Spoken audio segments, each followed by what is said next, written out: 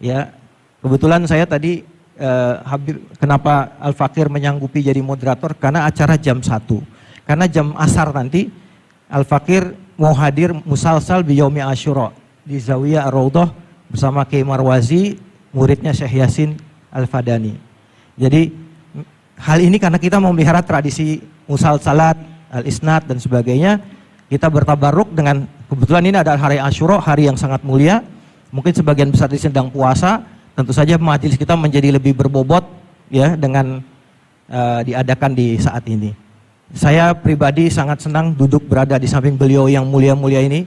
Ya, rasanya nggak pernah ngimpi karena beliau berdua ini adalah idola saya pribadi. Ya. Yang satu adalah Habib yang luar biasa, sangat bersinar. Ya. Ilman waruhan, insya Allah. Ya. Sinarnya terasa di hati kita, di batin kita. Dan yang sebelah saya ini Gus Baha, Masya Allah. Ya. Pemikirannya yang sangat khas. Kalau boleh saya simpulkan, maaf Gus, saya sering dengerin ceramahnya walaupun banyak gak paham karena bahasa Jawa.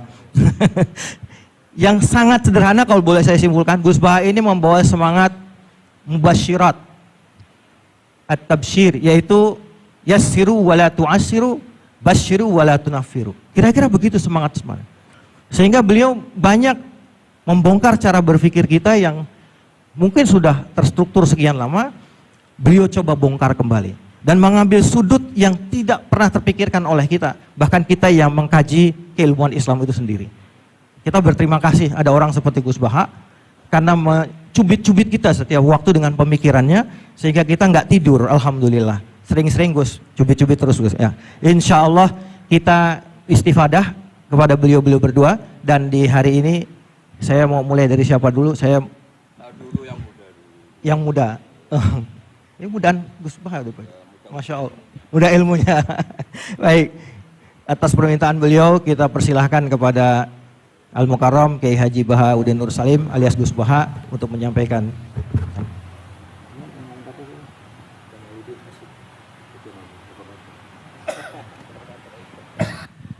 Assalamualaikum warahmatullahi wabarakatuh.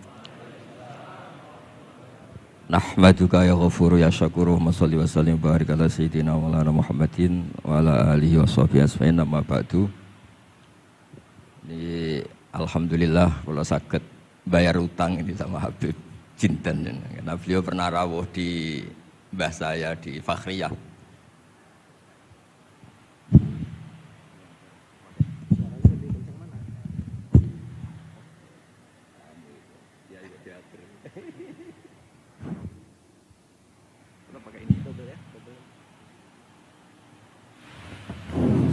Cukup.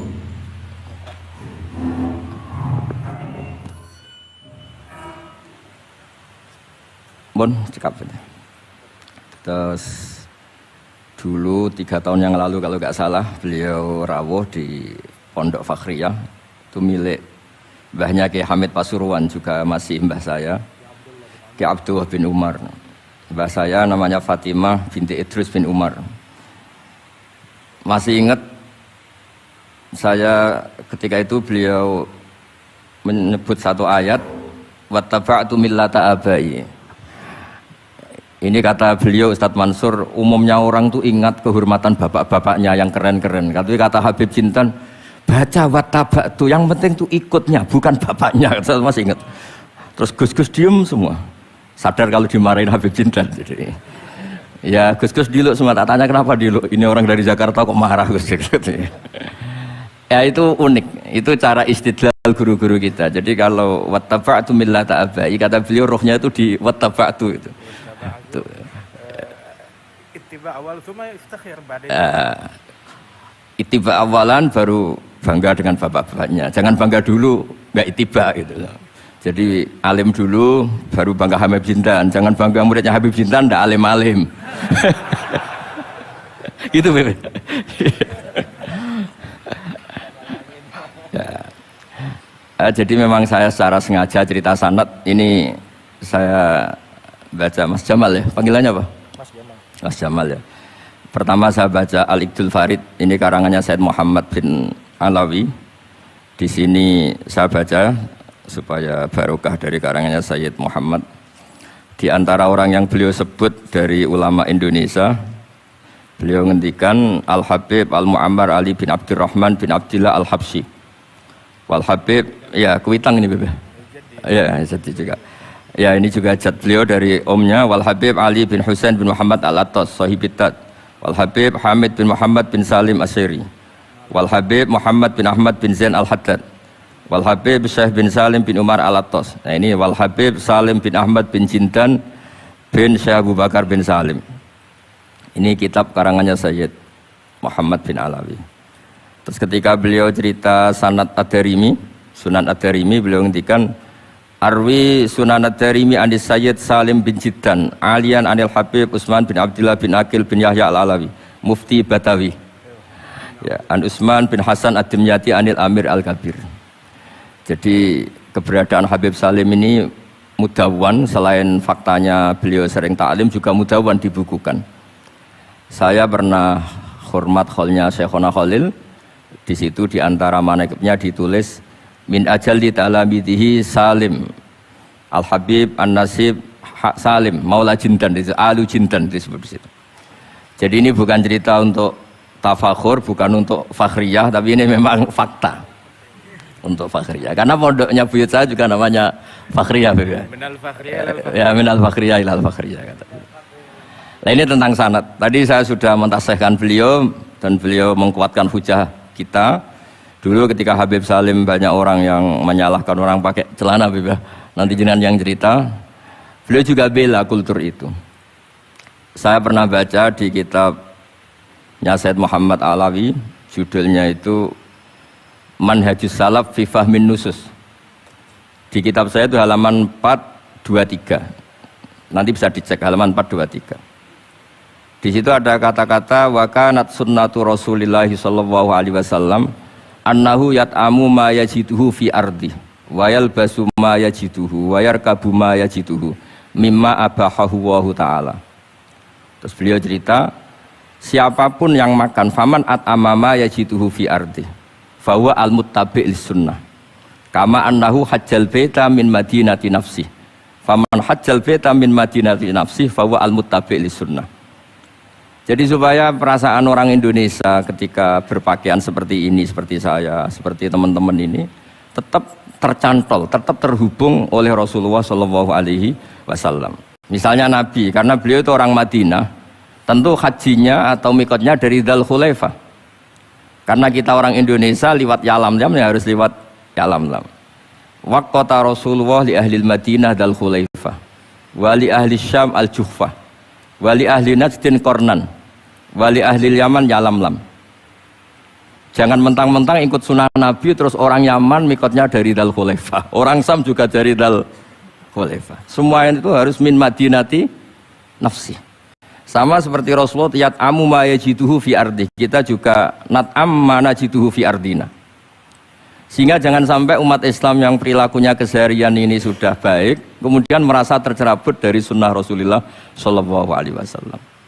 Karena Nabi seperti mana kita ingin dan kita tahu, ketika ada orang Arabi bilang Allahumma arhamni wa Muhammadan wa la tarham ma'ana ahadan. Ya Allah, hanya saya dan Muhammad yang perlu engkau kasihani, yang lain jangan. Kata Nabi, laqad tahajjarta wasi'an. Rahmat Allah yang luas ini kamu persempit. Hanya karena mungkin kita orang Jawa, orang Indonesia. Makanya saya ini bangga ngaji sama Mbah Mun. Beliau orang Jawa, saya ngaji juga hanya di Indonesia. Tapi guyonannya Mbah Mun dulu itu lucu. Wong koyok kon tuh kayak orang Jawa, kayak kamu tuh mesti ada yang alim. Karena Islam ini kafatal linnas. Makanya yang ahli nahwu itu Imam Sibawayh, padahal beliau Persia. Imam Ghazali juga bukan orang Arab, tapi alim hujatul Islam. Karena Allah ingin memaklumatkan bahwa agama ini kafatal linnas. Bukan milik orang Arab saja, bukan milik siapa saja, tapi kafatal linnas. Makanya kita harus bangga dengan tradisi para habaib. Ada Rauhah Bukhari. Bukhari itu kita tahu namanya itu Muhammad bin Ismail bin Ibrahim bin Mughirah. Setelah itu sudah namanya bin Bardasbah. Maula al-Ju'fi ini, Bardasbah itu orang yang dulu diislamkan keluarga al-Ju'fi. Itu Mbah Mun kalau guyon itu Bardasbah cara Jawa Parmin Parlan.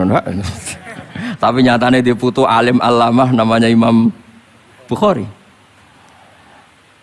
Artinya kita tentu sepakat, sangat-sangat sepakat, sangat menghormati orang-orang yang arfa'u minna nasaban kayak para habib. Tapi para habib juga mau ngakui kayak pakai Bukhari as-Sahihul Kutub ba'da kitabil al-Bukhari. Sehingga memang nggak pernah ada masalah secara sanad, secara tradisi. Di kitabnya Sayyid Muhammad ini ada sanad dari ulama India yang orangnya juga macam-macam, dari marga macam-macam. Jadi saya mohon barokahnya sanad ini kemudian kita tahu apa sih sanad itu. Sanad itu ya kadang-kadang harus lewat orang yang mungkin kita tidak cocok. Dulu itu ada sahabat tanya, kalau mencium istrinya pas Ramadan itu sah apa enggak? Kebetulan ditanya itu Maimunah.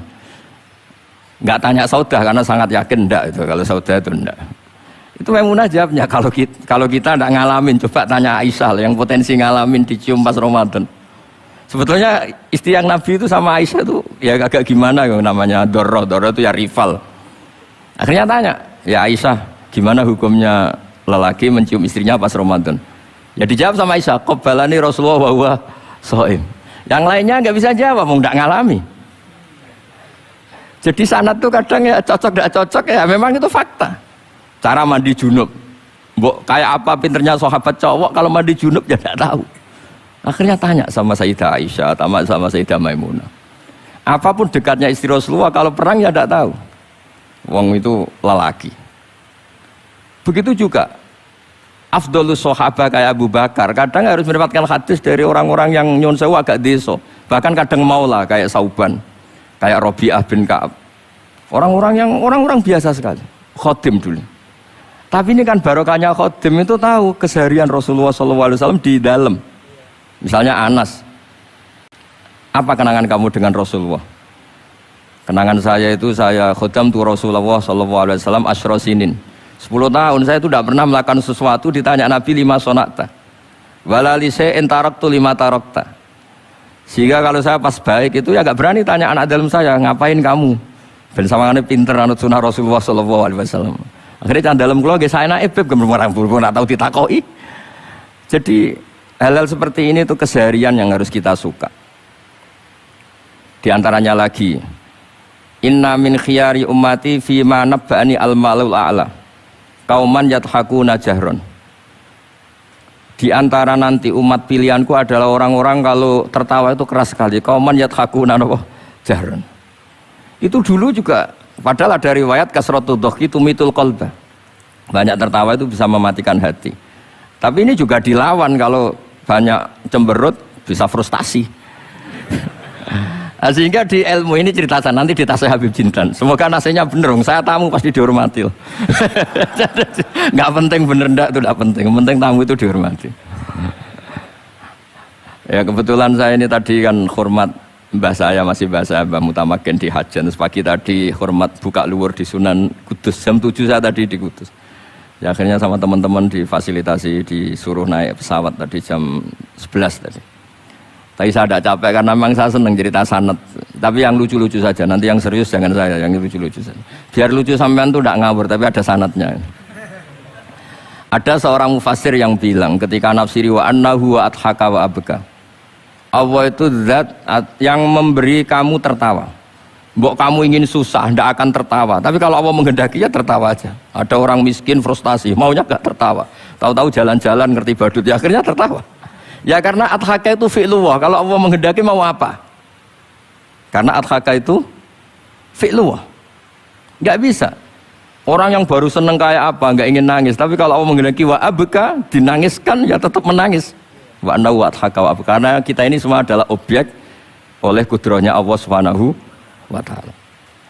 Saya itu sebenarnya paling tidak ingin ngaji bareng Habib loh. Selain kalah nasab ya kalah ganteng.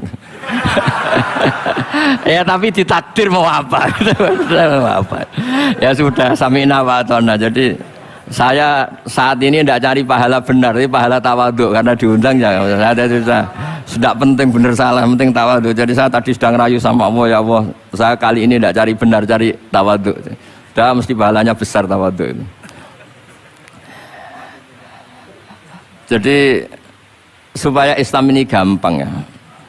Saya pernah cerita ke kiai yang khusyuk. Kalau sholat lama sekali, tak ceritain hadis. Nabi itu gak pernah menegur orang yang sholat cepat. Yang ada itu sanad negur sholat lama. Terus tak ceritanya hadisnya Mu'ad, tertawa-tawa deh. Gus kamu itu raan kok masih punya dalil? Saya punya sanad. Ada nggak sanad Nabi negur orang yang baca surat pendek? Nggak ada. Yang ada itu yang baca surat panjang. Nanti bisa direvisi sama Habib Jidin kalau nggak cocok. Tapi ini yang relax. Karena potongan Islam Jawa ini kalau tidak berat nggak akan kuat. Jadi ya sudah. Inna minkum munafirin katanya Nabi. Sholat yang terlalu lama itu munafir kata Nabi. Afattanun anta ya Mu'ad. Kamu bikin umat ini nggak nyaman karena kalau kamu jadi imam itu lama sekali. Ini alhamdulillah betul. Hadis ini harus kita hafal betul. Nah, supaya Islam ini meskipun pilihan-pilihan keseharian itu ada sanad itu saja kepentingan saya. Yat'amu ma yajiduhu fi ardi wa yalbasu ma yajidu wa yarkabu ma yajidu. Saya sering beb di tahun desa-desa Gus anak kula tahnik cethaki Gus tapi mboten enten kurma nganggo degan ae. Lho Gus dari kiai-kiai ku kurma. Kurma itu halawiyat. Ya degan juga termasuk halawiyat. Ya sudah. Kalau kamu ingin sunnah Rasul, Nabi gak pernah sholat di Indonesia. Berarti kalau kamu sholat ke Mekah dulu kata saya. Maksud saya supaya orang itu nyaman dengan Rasul. Ya itu hadir di semua sisi kehidupan kita. Kalau dalam istilah Sayyid Umar Hafid, Faruhu Muhammadin sallallahu alaihi wasallam awsa' wa asra'. Kalau kamu bisa tawassul dengan Nabi Ibrahim, Nabi Musa dan beliau-beliau bisa datang ketika Lailatul Mi'raj untuk hormat Rasulullah sallallahu alaihi wasallam di Baitul Maqdis, Faruhu Muhammadin awsa'u asra' kata beliau. Jadi bisa datang di kapan saja, di mana saja. Jadi jenengan meskipun di Indonesia tidak usah khawatir, kita semua ini dilihat Rasulullah sallallahu alaihi wasallam. Dan cara lihat Nabi itu gampang. Tidak kayak kita. Kata Rasulullah, hayati khairun lakum wa mamati khairul lakum. Saya kalau masih hidup juga baik untuk kalian. Anda bisa cerita hadis dengan saya, sering bercengkrama. Dan ketika saya wafat kata Nabi, saya sudah dekat sama Allah Ta'ala. Kalau melihat kamu baik, saya muji Allah. Kalau melihat kamu salah, saya mintakan ampun. Makanya saya ini jenis kiai yang jarang istighfar. Ini bukan karena sombong. Saya ulang lagi, bukan karena sombong. Saya itu pengagum Sufyan As-Tsauri. Itu di antara khasnya itu jarang berdoa. Ketika ditanya, kenapa kamu jarang berdoa? Selagi saya ngajar, kata beliau ini. Selagi saya ngajar, itu masuk hadis ala khulafa'i rahmatullah. Waman khulafa'uka ya Rasulullah alladzina yuhyuna ma amatahun nas min sunnati. Jadi kalau saya baca Bukhari, otomatis dapat doanya Nabi ala khulafa'i rahmatullah. Timbang kamu doakan nangis-nangis gak jelas mandinya, mendingan mulang gitu. Terus kedua, doa hamalatil arsy. Alladzina yahmiluna al-arsya man hawlahu yusabbihuna bihamdi rabbihim wa yu'minuna bi wa yastaghfiruna. Kita semua sudah diistighfari sama malaikat hamalatul arsy. Rasulullah juga wastaghfir li dzambika walil mu'minina wal mu'minat. Fastighfaru Rasulillah qad kafana wa fawqal kifayah kata beliau. Artinya gini, kalau kangkang jarang istighfar jangan karena sombong, manfaatkan fasilitas ini gitu. Ini pentingnya sana. Jadi semua itu jangan sampai kita ada istighfar karena jafa, karena jafatul qalb, karena qaswatul qalb. Enak lah kalau ada fasilitas gitu, ada fasilitas. Itu kalau saya pidato di depan Gus-Gus. Kalau di depan Habib berani, di depan Gus-Gus. Itu ada yang setengah beling, setengah ada alim, ada yang alim. Terus yang beling-beling pesan sama saya, Gus tolong bela kami maksudnya. Ya kadang-kadang mubalek kan order pesenan itu. Terus tak bacain ayat walladzina amanu wattaba'athum dzurriyyatuhum biimanin alhaqna bihim dzurriyyatahum wama alasnahum min amalihim min syai'. Orang aba-abanya iman, anaknya iman itu nanti surganya disertakan mbahnya meskipun kelas amalnya ndak sama. Jadi mbah-mbahnya alim alama, anaknya yang ndak alim nanti surganya sama-sama yang alim. Kenapa sih kalau ada fasilitas nggak dipakai? Pakai aja nggak apa-apa kan? Yang alim yang komplain. Sudah kamu yang alim dihormati, dicucup, salami template, yang ikhlas saja, tidak usah protes kata saya gitu. Artinya saya inginlah keseharian kita yang awam, yang apa itu harus cari backupan hadis supaya semua keseharian kita itu ada apa? Sanad. Misalnya sampean kalau malam itu nggak bisa tidur. Tahajud ndak, witir ndak, ya mutolaah ndak. Tapi lihatlah itu sebagai tarkul ma'asi. Apa tarkul ma'asi? Alhamdulillah. Malam ini saya ndak zina, ndak maling, ndak dugem. Coba kalau kamu malam-malam di kamar, itu namanya apa? Ndak tahajud, ndak witir kan? Tapi kamu harus syukur karena itu tarku zina, tarku sarikoh, tarku kada wa kada. Supaya kamu tetap syukur sama Allah Ta'ala. Ithmamin mubahin ila wa yatahaqqaqu bihi tarku haramimma. Setiap mubah yang kita lakukan pasti di saat itu ada haram yang kita tinggalkan. Makanya dulu banyak orang-orang soleh yang semalaman tuh guyon sampai pagi. Bukan karena ingin urakan, enggak, karena mengalahkan setan. Malam itu godaan mungkin ingin ngintip siapa itu masih kuat sekali. Ingin nonton siapa itu kuat sekali. Terus setan dilawan dengan guyon. Ternyata setelah guyon tuh asik, tahu-tahu pagi dan dutanya selesai. Oh, itu setan bisa setruk melawan orang alim seperti ini. Karena nilainya tarkul masih. Meskipun dengan cara guyon, karena kalau yang cara wiridan itu calon wali, Beb. Kalau yang nggak calon wali, ya pokoknya tarkul maksiat. Maksud saya supaya harian kamu yang biasa-biasa saya ini menjadi luar biasa karena ada sanad. Ada apa? Ada sanad. Makanya dulu ulama-ulama itu kalau ngelawan setan itu pakai faroh, pakai seneng. Karena setan tuh paling seneng kalau melihat orang mukmin susah. Kalau susah terus ngersulo, kalau ngersulo gugat kodok kodar. Disebut innaman najwa minasyaiton liyahzunal ladzina amanu. Jadi setan tuh targetnya supaya orang mukmin itu resah. Kalau resah gugat. Pertama gugat orang tua. Ngapain sih jadi anaknya orang miskin? Jadi susah kita kan. Kalau yang nggak mulia ngapain jadiannya parman? Kalau saya Habib kan langsung mulia, kalau Gus kan langsung mulia. Gugat orang tua. Gugat sana, gugat sini. Tapi kalau kamu sudah seneng, wajah pesek, welek, keriting, sawan nang karuan. Kena mengagugat siapa-siapa. Ya sudah, yang kebaik kul bi fadlillah bi rahmati fa bidzalika falyafrahu. Jadi saya ingin semua itu senang bi fadlillah bi rahmati, yang rileks, yang saya ini kalau nuruti capek-capek. Tadi malam saya di Mbah Mutamakin, tadi pagi hormat Sunan Kudus. Terus tadi naik pesawat datang mandi langsung hormat. Kalau itu dihitung capek, capek. Tapi kalau dihitung senang ketemu Habib Jintan, ketemu jenengan. Kesempatan seperti ini nggak gampang. Ya sudah selesai. Makanya ini latihan ya, latihan terus. Saya ulang lagi apa? Latihan terus supaya Islam itu ada di semua sisi hidup kita. Tuh, saya pernah sering cerita di mana-mana itu. Ada wali itu istrinya cerewetnya bukan main. Wah, itu semua muridnya sudah tak biayai kamu cerai, nanti tak ganti istri yang lebih baik lebih. Nggak mau nyerah alasannya apa? Ini wanita bahaya sekali. Kalau sampai dinikah orang lain, kasihan orang lain dapat musibahnya. Biar saya aja yang ngalami, kata wali itu. Jadi dia ada ingin, makanya ada juga kiai di santri buling di rumah teh. Santri ini nak pindah pondok, ngerusak pondok uang, mendingan pondok kuai. Jadi di handle. Terus sekarang apa? Di handle daripada ngerusak pondok orang lain, mendingan.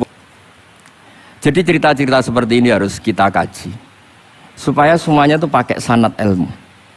Sama lihat di kitab Ihya itu. Ada bab-bab di Ajaibul Qalb. Apa di bab apa Ajaibul? Di situ kayak apa Imam Ghazali memerankan orang-orang pilihan Allah yang menjadi gampang melihat keseharian. Misalnya gini, misalnya Islam zaman akhir kan katanya tantangannya banyak. Coba kalau baca ayat wa ya'ballahu illa yutimma nurah wallahu mutimmu nurih. Agama ini milik Allah, diurus oleh Allah Ta'ala. Islam ke Indonesia itu enggak ditunggoni Nabi. Nabi sudah intaqala ila rafiqil a'la. Kadang di kampung-kampung di Islam nomodin.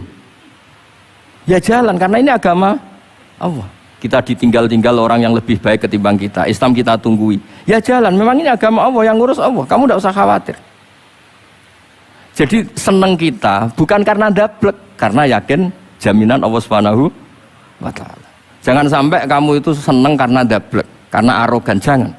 Karena bidomanillah, yakin bidomanillah wa bikafalatillah. Seperti senengnya Sayyid Abdul Muttalib. Ketika Ka'bah mau dirubuhkan Abraha, ada penyerangan Abraha. Ini yang Mbah Mun sering cerita ini. Wah, itu semuanya kalah. Terus takok, man sayyidu hadhil wadi? Siapa tuan di sini? Abdul Muttalib. Abdul Muttalib itu datang dengan wibawanya yang luar biasa. Abraha itu sampai bingung dia. Kalau duduk di singgasana dia disalahkan orang banyak. Karena raja kok duduk berdua sama orang yang tidak raja. Kalau Abdul Muttalib di bawah, dia nggak punya nyali karena ada haibahnya Sayyid Abdul Muttalib. Oh, oleh takdim luar biasa. Setelah itu tanya, apa keinginan kamu? Saya tidak ingin perang, saya hanya ingin merobohkan Ka'bah. Ternyata Sayyid Abdul Muttalib jawabnya apa? Onta saya yang 100 lo kembalikan dulu, tidak usah cerita Ka'bah. Kagetnya bukan main Abraham. Kamu ini pemimpin yang nggak benar. Ka'bah itu dinu kawa dinu abaik, itu kan agama kamu. Mau saya robohkan kamu malah bicara onta. Ini kamu itu pemimpin model apa? Jadi saya nyesal hormat kamu, ternyata kamu mental kamu hanya mikir apa? Onta. Tapi jamnya Abdul Muthalib itu unik. Inna lihadal bait rabban hamaluk. Onta itu milik saya, kembalikan dulu. Kalau Ka'bah itu milik Allah, nanti diurus yang punya. jadi dibalik seenaknya itu ada tauhid yang luar biasa. Makanya saya termasuk kiai yang nggak susah kalau mau mati. Kalau mau mati, mati aja. Saya udah mikir kalau setelah saya ini agama gimana ya, gak gimana mana agamanya Allah Ta'ala. Jadi dibalik ya secara lahir kan seenaknya. Ternyata innalihadal bait rabban hamahu. Ka'bah itu ada yang punya, nanti biar diurus yang punya. Nah maksud saya kalau jenengan ini kan insya Allah ndablek semua, kawin ya nggak mikir istri saya nanti makan apa, ya kan? Masa depan kamu ya tidak dipikirkan, warisan nggak punya apa-apa, nggak punya ya sudahlah. Bukan karena dapet, karena tawak. Itu saja pokoknya saya ingin ngomong, pokoknya perilaku Anda keseharian itu jadi energi taat, ya. Perilaku keseharian Anda ini jadi energi apa? Itu saja. Barokahnya kamu ngaji nopo sanad. Itu dulu ada ulama miskin sekali. Itu tiap pagi datang ke gunung paling tinggi, terus dia duduk itu agak-agak angkuh itu. Siapa yang lebih raja ketimbang saya? Terus ditanya, kamu tidak raja kok merasa? Ukuran raja itu tidak ada yang berani nyurus. Di sini juga gak ada yang berani nyurus saya. Lu itu sudah bisa syukur sampai mati. Karena sekali dia kumpul orang, lihat orang naik Alphard ngeluh, lihat orang punya istri cantik ngenes, lihat apa ngenes, daripada gitu naik ke gunung. Siapa yang bisa menandingi keladatan saya dalam hidup ini? Anama Allah wabillah, ngomel-ngomel sendiri. Tapi itu cara dia syukur. Cara dia apa? Syukur. Dan akhirnya betul dia punya sanad. Mangkana aminan fi sirbih mu'afan fi jasadi intahu kuntu yaumi faka'anna ma khizat lahu dunya bihadzafiriya. Ya sebentar orang itu sehat, ya aminan fi sirbih mu'afan fi jasadi intahu kuntu yaumi faka'anna ma khizat lahu dunya bihadzafiriya. Jadi ini madhab saya, karena saya diundang di sini pasti Habib Jiddan juga ingin khas saya. Jadi kalau saya pura-pura tawadhu, pura-pura baik kan kaget. Kenapa Gus Bak sekarang jadi baik kan nanti? Ya ini anggap saja jujur. Ya kok rubah gitu. Nggih ngoten mawon mugi-mugi barokah. Assalamualaikum warahmatullahi wabarakatuh.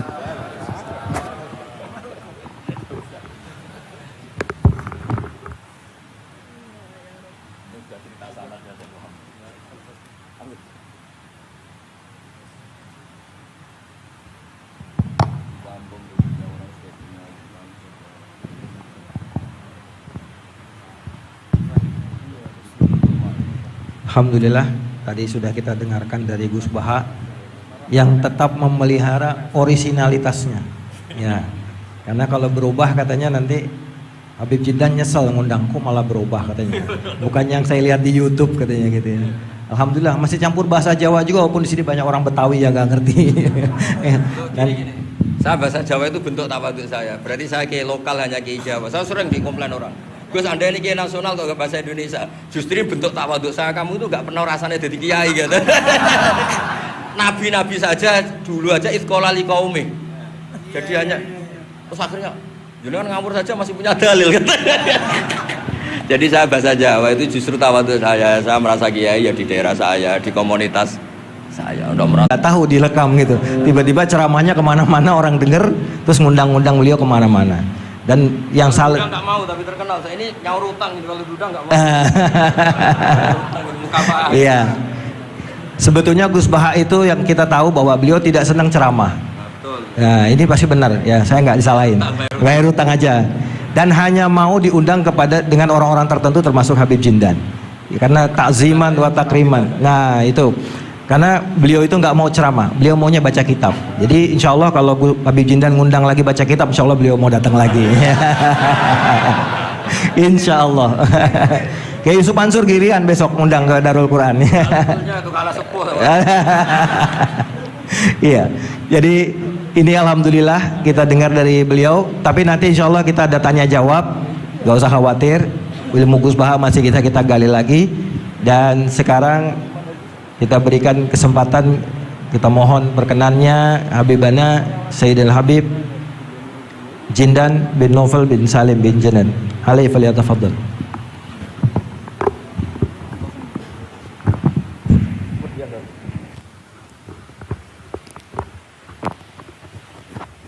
Assalamualaikum warahmatullahi wabarakatuh. Alhamdulillah wassalatu wassalam ala sayyidina Rasulillah Sayyidina Muhammad bin Abdullah wa ala alihi wa sahbihi wa mawalah, ma ba'd. Kita bersyukur kepada Allah Ta'ala atas pertemuan yang dan kesempatan yang demikian mulia ini di hari yang teramat mulia, di bulan yang teramat mulia, bulan Muharram, di hari Senin dan bertepatan hari Ashura, hari 10 Muharram 1444 tahun sejak hijrahnya Nabi besar Muhammad sallallahu alaihi wa alihi wasallam. Sungguh kesempatan yang amat baik. Alhamdulillah kita berkumpul bersama akhina Kiai Haji Bahauddin Nur Salim. Mudah-mudahan Allah Ta'ala berikan kesehatan, afiat, keberkahan kepada beliau dan segenap para ikhwanina, sahabat-sahabat kami, Kiai Haji Yusuf Mansur, kemudian juga Sayyid Al-Habib Saleh bin Ali Al-Attas, wal ikhwan wal ahbab, ada Al-Habib Alwi di sini dan juga teman-teman lainnya semuanya. Ada Kiai Khairullah Ramli, Kiai Jamil, Masya Allah, semua yang hadir di sini. Insyaallah Allah Ta'ala jadikan jam'ana hadza jam'an marhuma, tafarruqana min ba'di tafarruqan ma'suma, wa la yaj'al fina wa la minna wa la ma'ana syaqiyan wa la mahruma. Al-Imam Abdullah bin Ali Al-Haddad Al-Mujaddid fi zamanih, beliau menyebutkan bahwasanya syajaratul ukhuwah, pohon persaudaraan, tusga bima'id tazawur wa tuthmir at-ta'awun ala ta'atillah. Sesungguhnya pohon persaudaraan itu harus disiram. Kalau enggak disiram akan mati. Kalau mati maka enggak akan membuahkan, enggak ada gunanya, enggak bakal ada manfaatnya, berujung untuk ditebang. Maka pohon persaudaraan itu harus dirawat. Dirawatnya adalah dengan tazawur, disiram dengan saling berziarah, saling berkunjung. Alhamdulillah, sebagaimana beberapa tahun yang lalu kita pun juga berziarah ke tempat datuknya Gus Baha di Al-Fakhriyah. Hari ini Gus Baha datang ke Al-Fakhriyah, Masya Allah, min Al-Fakhriyah ila Al-Fakhriyah, Masya Allah. Jadi sebenarnya ya nggak kemana-mana, kalau ditanya di mana lagi, di Al-Fakhriyah sudah. Masya Allah, min Al-Fakhriyah ila Al-Fakhriyah.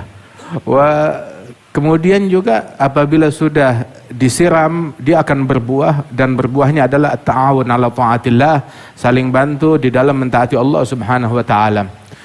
Dan perkumpulan yang semacam ini, perkumpulan para talabatul ilm, para pecinta ilmu agama, penuntut ilmu agama, maka ini adalah sesuatu yang disukai oleh Allah, disukai oleh Rasulullah sallallahu alaihi wasallam.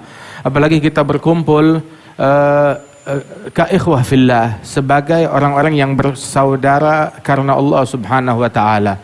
Dan perkumpulan bersama al-ikhwah fillah, bersama saudara-saudara yang dijalin persaudaraan karena Allah, itu merupakan sesuatu yang sangat agung, yang sangat luar biasa.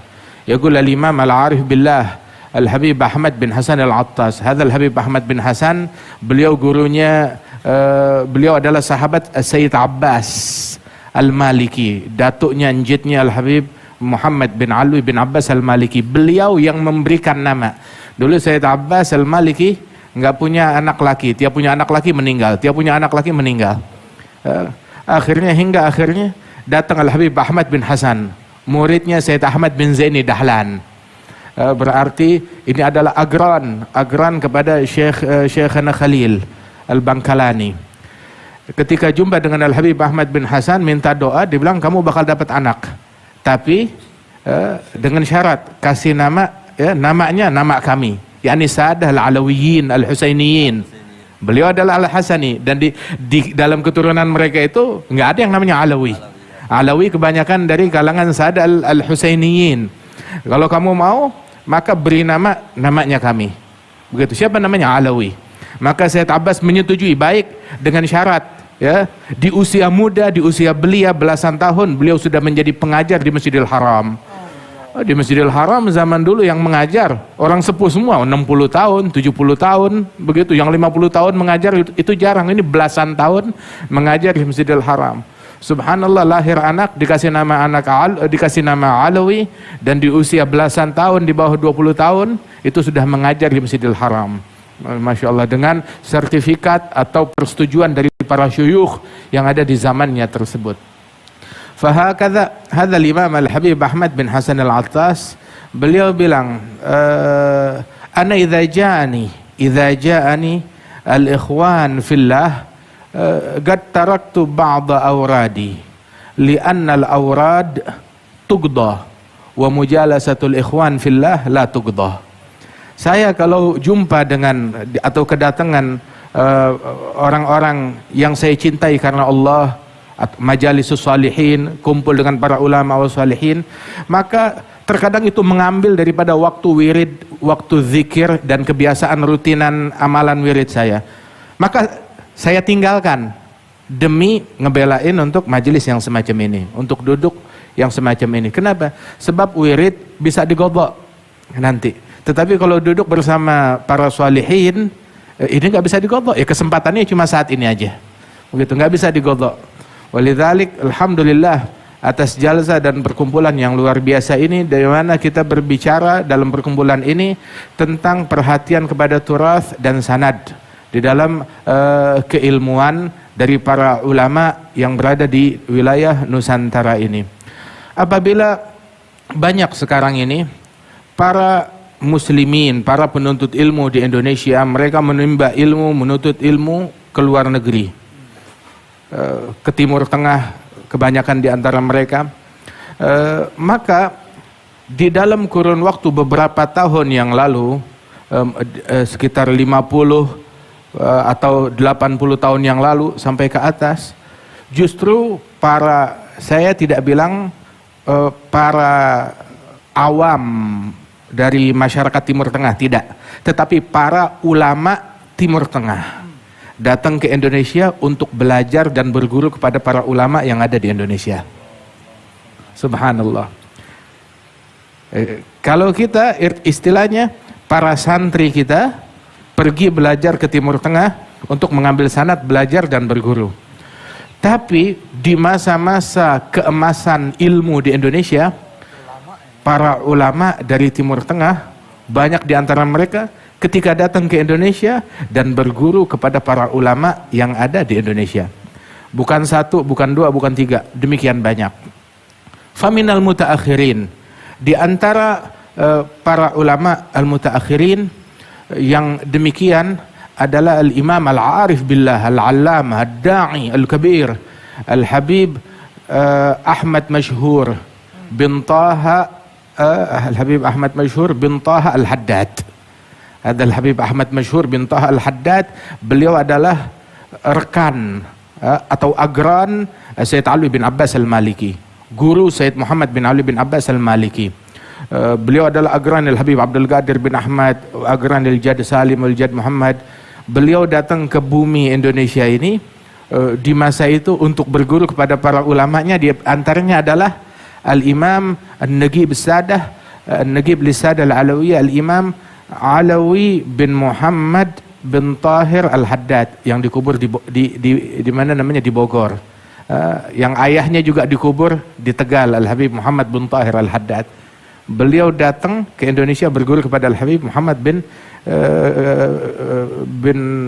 Al-Habib Ali. Beliau itu masuk ke pedalaman, kemudian sudah beliau membaca maulid di sana. Baru mulai baca maulid itu di satu kampung, orang-orang kampung mulai datang berkumpul, dan mereka, kebanyakan dari mereka belum kenal Islam.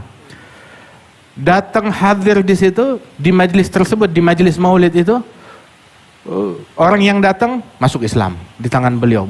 Bukan satu, bukan dua, hampir semua yang datang masuk ke dalam agama Islam. Dan tiap yang masuk Islam beliau berikan pakaian. Loh, kenapa? Sebab datangnya nggak berpakaian, telanjang di Afrika. Artinya berpakaiannya masih sangat terbuka. Tiap yang datang diberikan pakaian dan masuk ke dalam agama Islam. Sehingga di hidupnya beliau, di masa hidupnya, masuk Islam di tangannya itu hampir 200.000 orang. di masa ketika saat beliau meninggal dunia di akhir hayatnya, yang masuk Islam di tangan beliau atau di tangan muridnya 200.000 orang. Habbah idza barakal maula tulagi hubub. Ditelusuri sanadnya, nggak taunya ngajinya di Indonesia juga.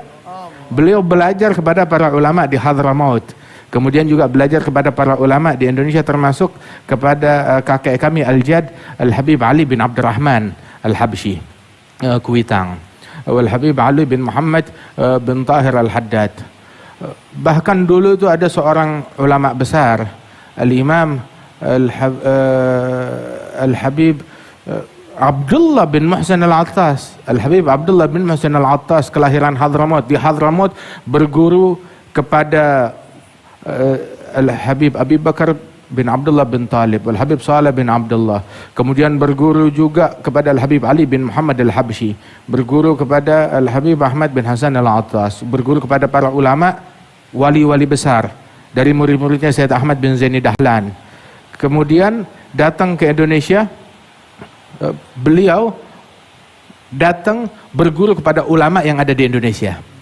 Di antaranya adalah Imam Ahmad bin Muhammad bin Hamzah Al-Attas, yang di Indonesia dulu punya majelis zawiyah musalla di Pekojan sana, dulu tinggal di Semarang dan Pekalongan. Masya Allah, hingga akhirnya beliau kembali ke Jakarta, kemudian tinggal di Bogor dan wafat dikubur di sana. Termasuk Al-Imam Al-Habib Alwi bin Muhammad bin Tahir Al-Haddad yang kita sebutkan ini, ketika beliau datang ke Indonesia ini, beliau berguru kepada para ulama yang ada di Indonesia, yang saat itu imamnya adalah Al-Habib Muhammad bin Idrus Al-Habsyi. Al-Habib Muhammad bin Idrus Al-Habsyi yang dikuburkan di Surabaya di Ampel. Begitu wafat Al-Habib Muhammad bin Idrus Al-Habsyi, beliau berguru lagi kepada menantunya Al-Habib Muhammad bin Idrus, Al-Habib Muhammad bin Ahmad Al-Mihdhar. Begitu Al-Habib Muhammad bin Ahmad Al-Mihdhar wafat dan meninggal dunia, maka beliau berguru kepada Al-Habib Abdullah bin Muhsin Al-Attas, hingga wafat Al-Habib Abdullah bin Muhsin Al-Attas, dan beliau menjadi rujukan para ulama yang ada di zamannya. Waljad Al-Habib Salim bin Ahmad bin Jindan, beliau memiliki guru lebih dari 360 guru, 360 syekh, lebih dari 300 syekh.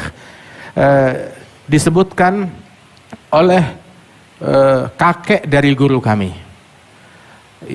Al-Habib Salim bin Hafidh, itu Al-Habib Umar bin Muhammad bin Salim bin Hafidh. Ada Al-Habib Salim bin Hafidh, kakeknya Habib Umar, guru besar, dan beliau juga adalah kakeknya Al-Habib Ali Masyhur, Syekhana, dan Habib Masyhur berjumpa dengan Habib Salim bin Hafidh dan berguru kepada beliau.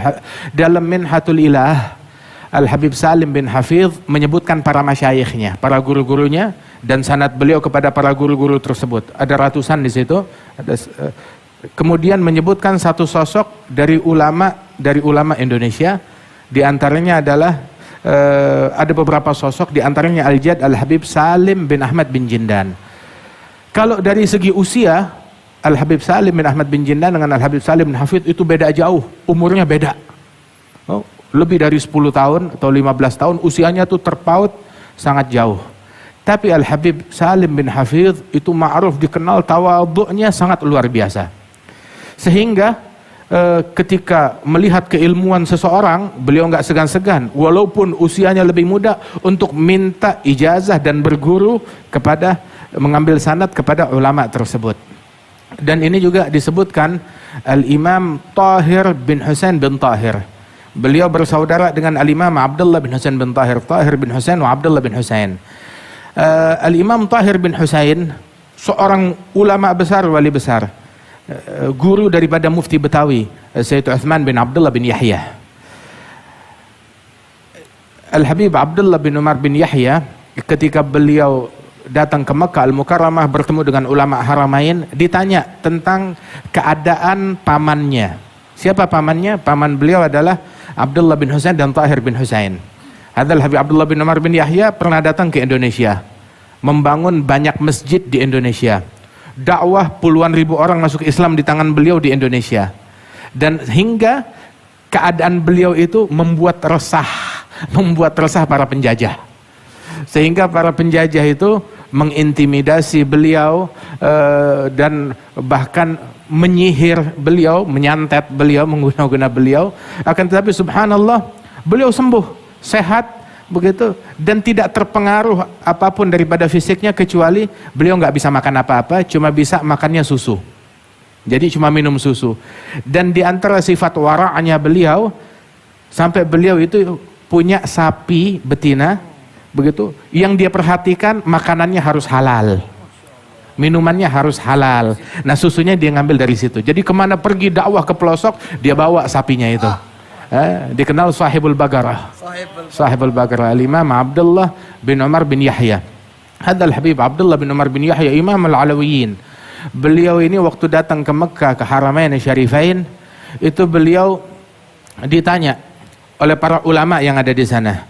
Ditanya oleh para ulama yang ada di sana, an khalihi Tahir bin Husain wa an khalihi Abdullah bin Husain bin Tahir. Maka dijawab oleh Imam Abdullah bin Umar bin Yahya, amma khali Tahir bin Husain bin Tahir ijtama'at fihi syurut al-imamah al-uzma. Terpadukan pada diri pamanku Tahir bin Husain persyaratan untuk menjadi Amirul Mukminin. Sempurna. Untuk persyaratan untuk menjadi Amirul Mukminin, dan itu nggak gampang.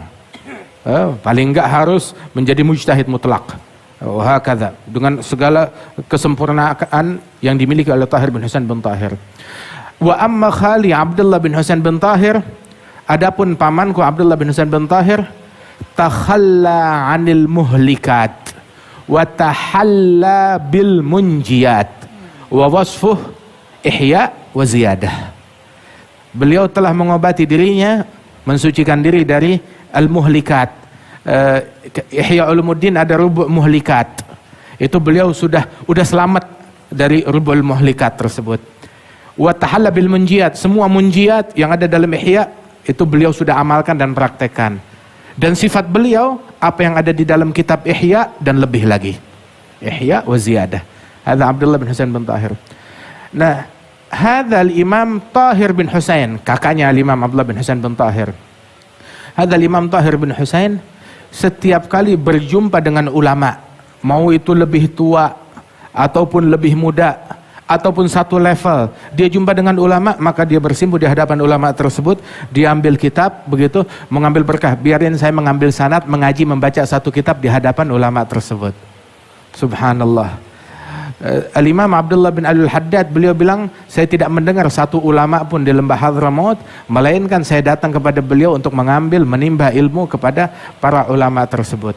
Dan tidak ada satu kitab ilmu yang ada di Hadramaut, melainkan saya pernah mengkajinya atau dibacakan di hadapan saya. Minimal satu kali. Biasanya berkali-kali dibacakan di hadapan beliau radhiyallahu anhu ardhah.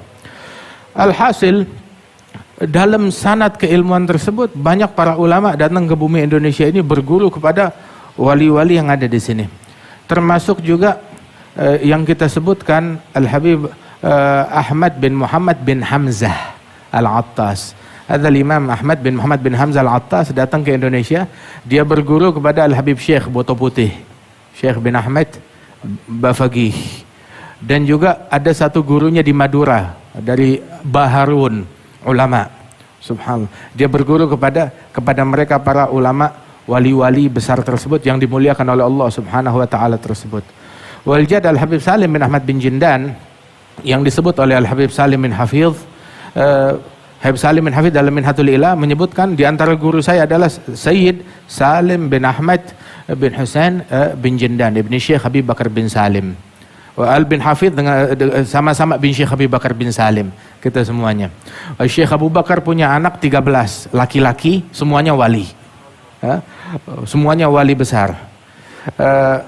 Itu di antara putranya Imam Umar Mihdar ibni Syekh Habib Bakar bin Salim yang mengatakan la arda wa adna talamizati mithal Abi Yazid Al-Bustami. Al-Imam Syekh Umar Mihdar ibni Syekh Habib Bakar bin Salim beliau bilang, saya tidak rela, tidak ridha murid saya yang paling rendah kalau kewaliannya seperti Abu Yazid Al-Bustami. Minimal harus lebih daripada Abu Yazid Al-Bustami. Datuk beliau Syekh Habib Bakar bin Salim bin Abdullah bin Abdurrahman bin Abdullah ibn al-Imam Abdurrahman As-Saggaf yang hidup 700 tahun yang lalu.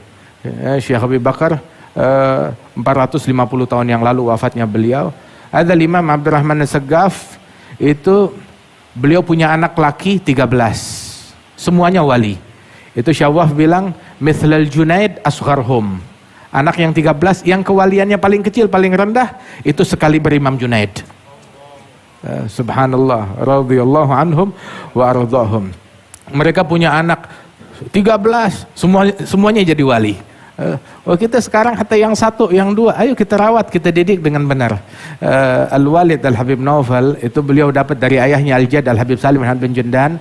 Beliau selalu menasehati, didik anakmu, ajarkan mereka berguru kepada ulama yang bersanad tentu saja, sehingga kalau mereka benar menjadi ulama, maka walaupun kamu bukan orang alim, tetapi kamu menjadi bapaknya ulama.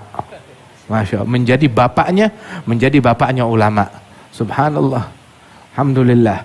Ini anugerah dari Allah Subhanahu wa taala buat mereka yang mendidik anak-anaknya hingga menjadi para ulama. Dan di situ Al-Habib Salim bin Hafid menyebutkan bahwasanya Sayyid Salim saya berjumpa ketika mengajar kitab Luma' di Masjid Tanah Abang Al-Ma'mur. Artinya di masjid kajian umum, kitabnya kitab Luma'. Usul fikih, Masya Allah. Haqi Syirazi, Abu Ishaq Syirazi, sahib Muhadzab Tanbih Luma'. Dan dulu menjadi kajian umum di masjid, diajarkannya pengajian umum kitab Luma' di Masjid Al-Ma'mur Tanah Abang, masjid tua di situ. Subhanallah. Kemudian saya mendengar ceramahnya, nasihatnya, dan meminta ijazah kepada Al-Jad Al-Habib Salim bin Jindan, dan juga Al-Jad Al-Habib Salim meminta ijazah kepada Al-Habib Salim bin Hafidh. Kemudian Al-Jad Salim menyebutkan di antara para guru-gurunya, banyak di antara para kiai-kiai besar yang ada di bumi Indonesia ini. Umin ajallihim, di antara yang paling agung, yang paling mulia di antara mereka adalah Syekh Muhammad Khalil Al-Bangkalani, yang beliau pun juga di dalam hadis musalsal biyomi Ashura, hadis musal yang nanti insyaallah akan kita bacakan, itu pun juga beliau merujuk sanadnya kepada Syekh Khalil Al-Bangkalani ini, Syekh Maulana Khalil Al-Bangkalani radhiyallahu anhum wa ardhahum. Kemudian juga beliau berguru kepada banyak para ulama yang ada di Indonesia ini dan menghidupkan daripada sanad keilmuan tersebut. Dan uniknya, ketika kita menemukan sanad para ulama yang ada di Mekah minal mutaakhirin, ditemukan sanad tersebut baliknya kepada para ulama yang ada di Indonesia juga. Sumber sanad keilmuan dalam ahadis, dalam keilmuan yang ada di Mekah, yang dimana minal mutaakhirin merujuk kepada Sayyid Muhammad bin Alawi bin Abbas Al-Maliki, yang mana Sayyid Muhammad bin Alawi bin Abbas Al-Maliki selalu dan banyak dan hampir di setiap majelis beliau ketika berbicara tentang hadis, tentang keilmuan, tentang sanad, beliau merujuk kepada Al-Jad Al-Habib Salim bin Ahmad bin Jindan, yang mana setiap kali Jaddi Salim datang ke Mekah, Sayyid Muhammad bin Alwi beliau yang mendampinginya dan belajar berguru kepada Al-Jad Salim. Saat itu usianya masih muda sekali, yang mendampingi ke semua tempat dan belajar kepada Al-Jad Al-Habib Salim bin Ahmad bin Jindan.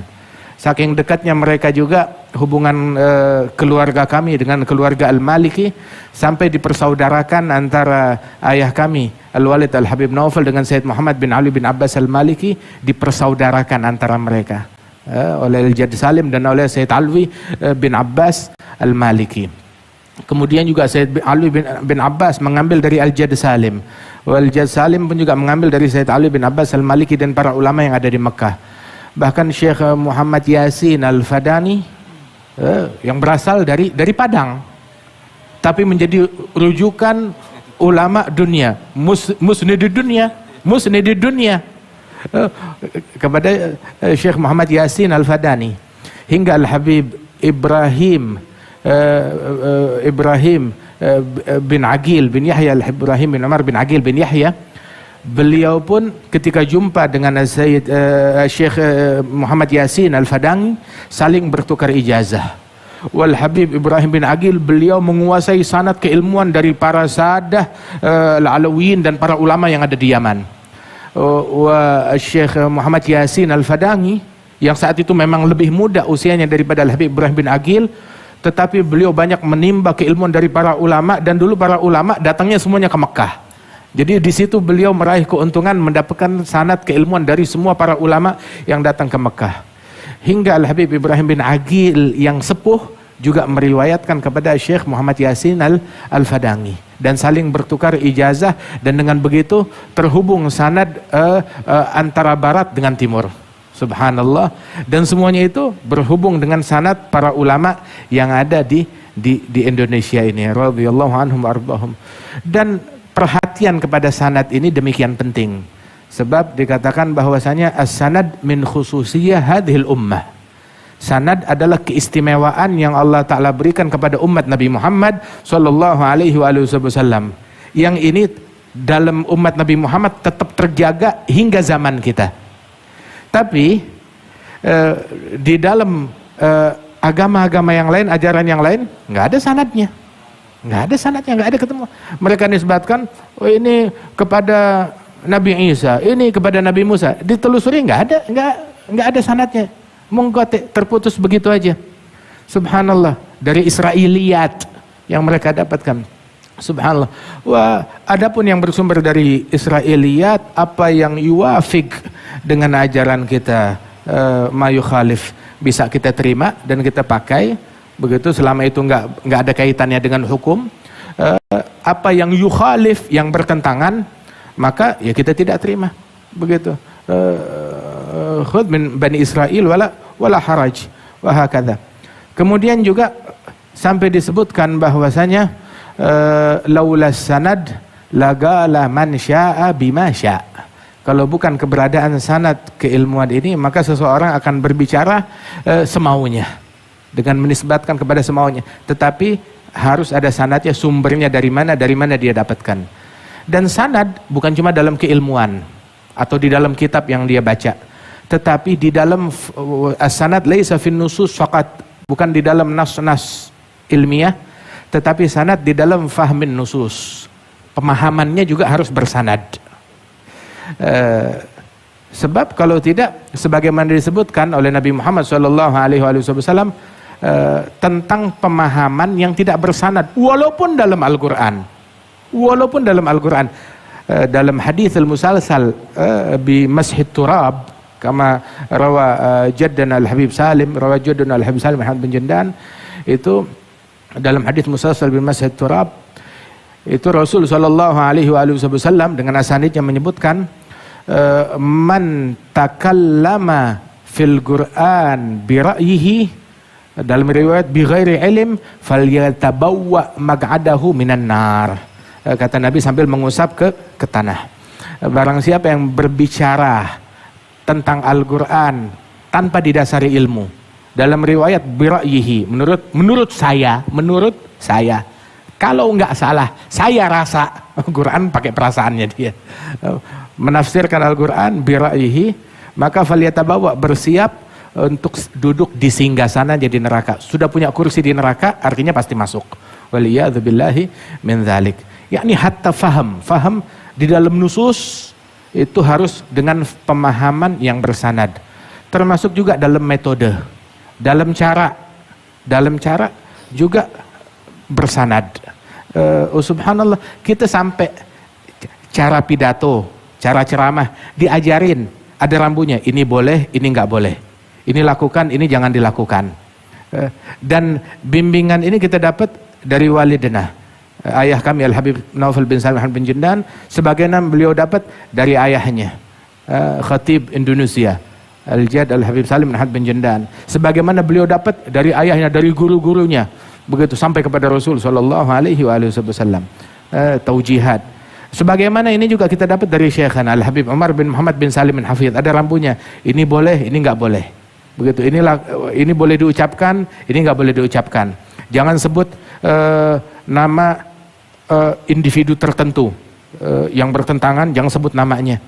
Jangan sebut nama kelompoknya. Kenapa? Sebab hadzal uslub yunaffir.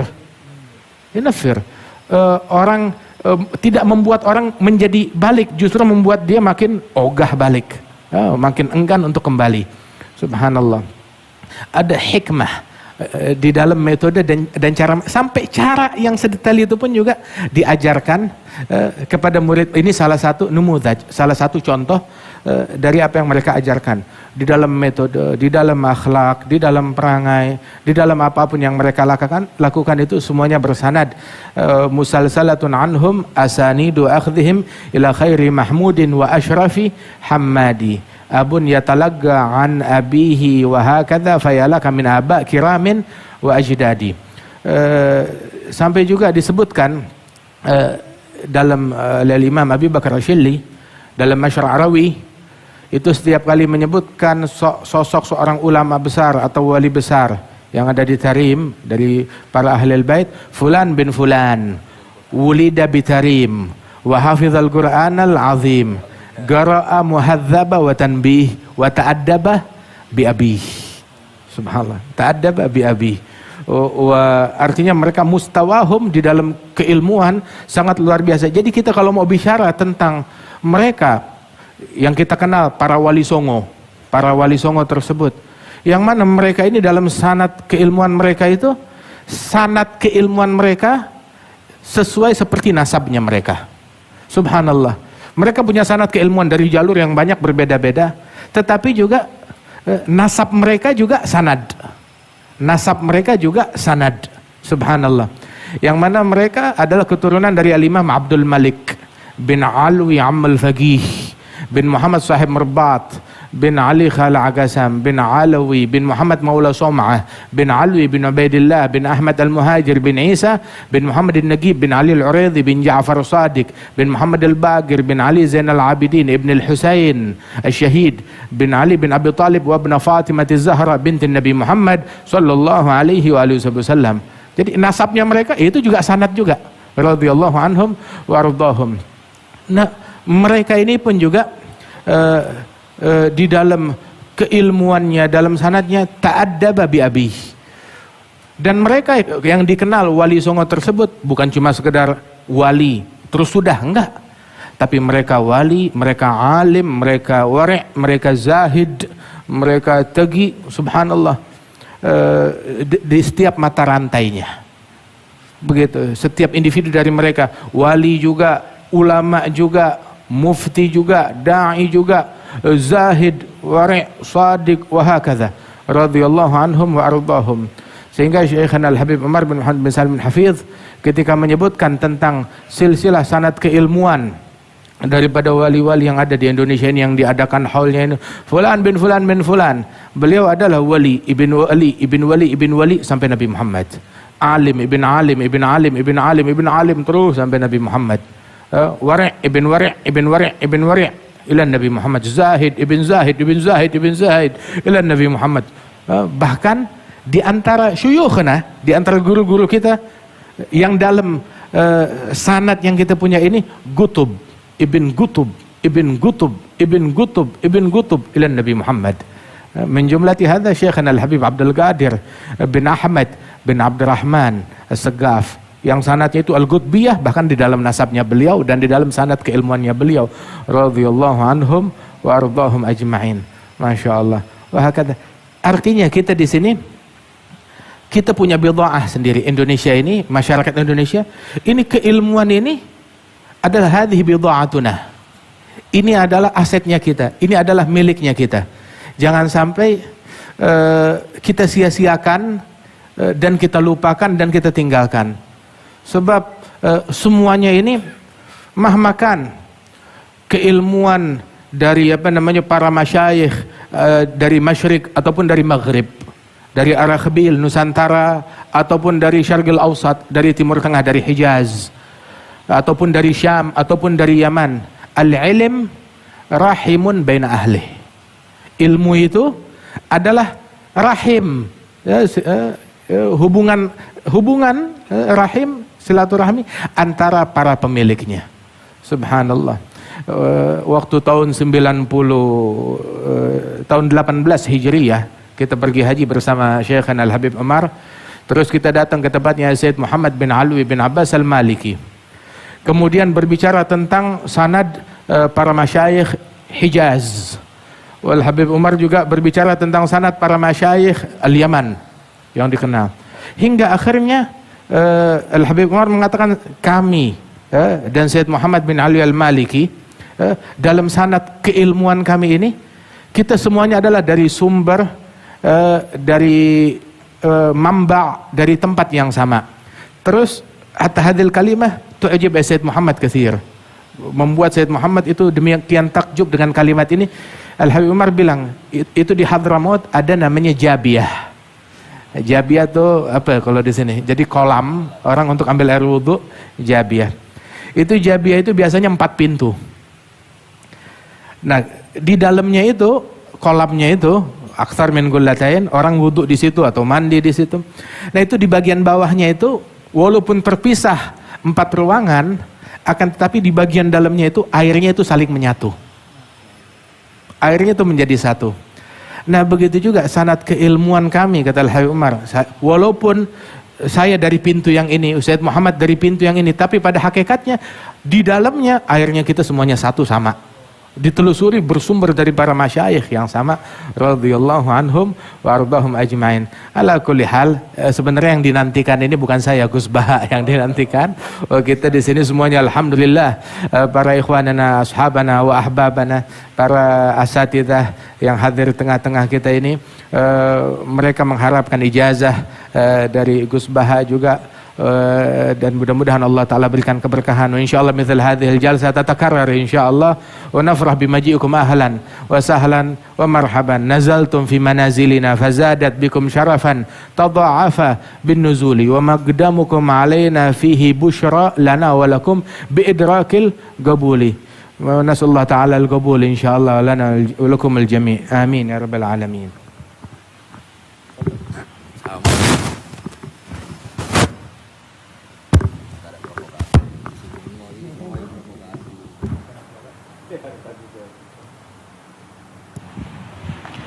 Alhamdulillah, ternyata yang kita dapat dari Habib Jindan sangat banyak sekali, sampai saya nggak bisa nyatet gitu saking banyaknya.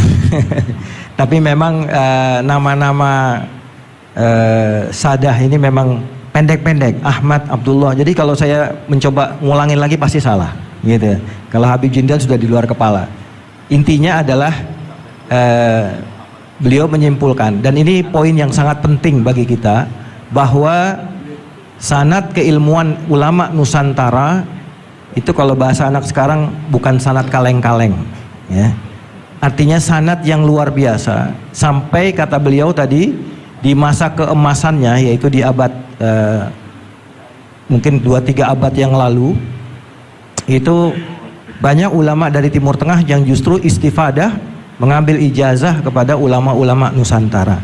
Dan itu pun disebutkan dalam sabatnya Syekh Yasin Al-Fadani yang sangat banyak. Bahkan beliau punya kitab khusus sabat dari masyayikh Nusantara yang sayang belum pernah dibaca di Indonesia. Ini dikatakan Said Mamduh, jadi belum pernah dibaca.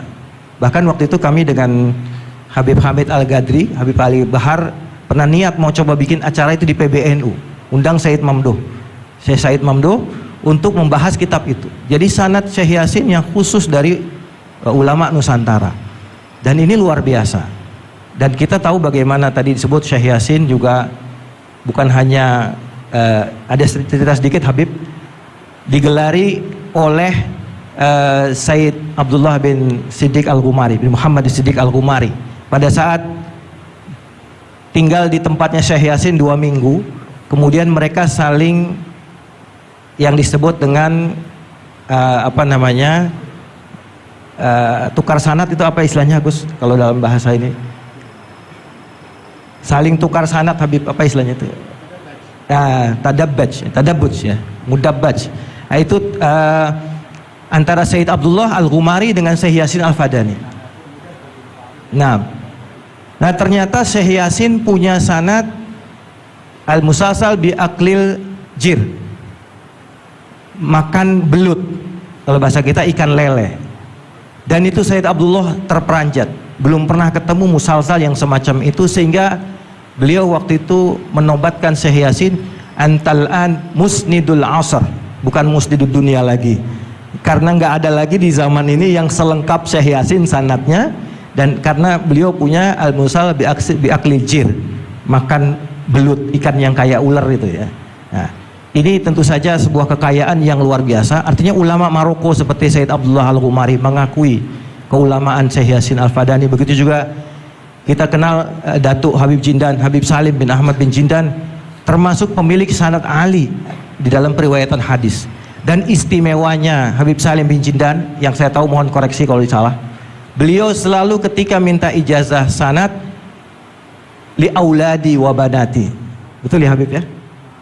Sehingga putra dan putri Habib Salim bin Jindan fi nafsi tabaqah abihim. Jadi anak-anaknya Habib Salim, yaitu Habib Naufal dan semuanya, itu satu tabaqah dengan Habib Salim bin Jindan abahnya. Padahal yang minta ijazah abahnya, tapi diikutkan dalam istijazah itu. Sehingga Pak bibi beliau Syarifah yang kemarin meninggal, Sakinah yang baru meninggal, Fatimah yang baru meninggal, Sakinah yang masih hidup, putri dari Habib Salim bin Jindan di daerah Otista ya, baru meninggal kemarin. Itu memiliki sanad yang selevel dengan Habib Salim Jindan yang sangat ali. Sehingga banyak ulama yang datang. Ketika kami datang ke rumah beliau, alhamdulillah kami udah istijazah juga Habib. Itu yang datang ke situ bukan main-main. Termasuk masyayikh dari Maroko, dari Maghrib, dari Irak, dari Syria, datang semua ke sana minta ijazahnya Habib Salim bin Jindan melalui putri beliau Syarifah Sakinah binti Salim bin Jindan. Karena tabaqah level periwayatannya yang sama. Nah, barangkali yang bisa kita contoh nanti, ya tadi juga udah dicolek sama Habib Jindan kepada Gus Baha. Kayaknya jauh-jauh datang ke Jakarta Gus Baha, kalau nggak hadiahin ijazah ke kita kayaknya gimana gitu. Nah, tadi Gus Baha bilang langsung tutup aja, jangan provokasi lagi katanya. Ya, jadi oleh-oleh sanad dan ijazah baik dari Habib Jindan dan juga dari Gus Baha, kita harapkan di hari Asyura yang mulia ini, dan mudah-mudahan bisa menghidupkan ya, kemuliaan dan tradisi riwayah yang di Nusantara ini memang kurang berkembang Habibana. Ya, itu juga banyak disampaikan oleh beberapa ulama kita yang sekarang mulai dihidupkan kembali. Dan alhamdulillah Gus Baha termasuk yang sangat concern dengan hal itu. Baik para jamaah sekalian, waktu kita tidak banyak, jadi tadi boleh dibuka termin pertanyaan ataupun tanggapan. Kita punya waktu sampai jam 4, ya 10 menit lagi. Berarti saya cuma bisa kasih 2 penanya dengan waktu penanya masing-masing 1 menit atau 2 menit. Jadi jangan panjang-panjang. Dipersilahkan. Dengan siapa Habib? Abdurrahman Sahal, Kiai Abdurrahman Sahal. Habib oke? Okay? Kiai Abdurrahman Sahal. Taib satu lagi. Ustaz Nawawi dari? Baik. Silakan perkenalkan dirinya. Tolong jangan lebih dari 1 menit karena waktu kita tidak sampai 10 menit. Kita berikan nanti untuk kedua beliau untuk menjawab. Silakan.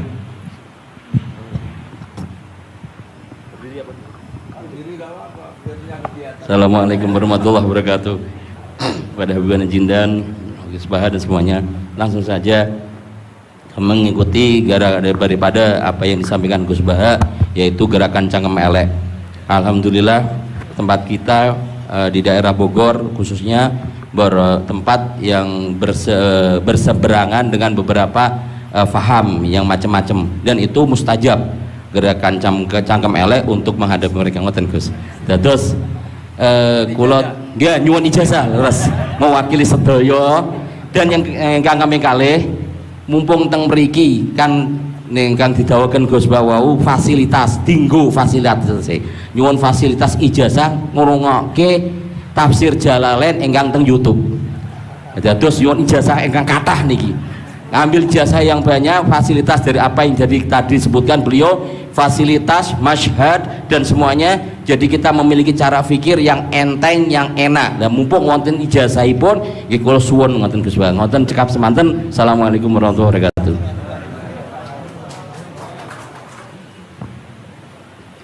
Assalamualaikum warahmatullahi wabarakatuh.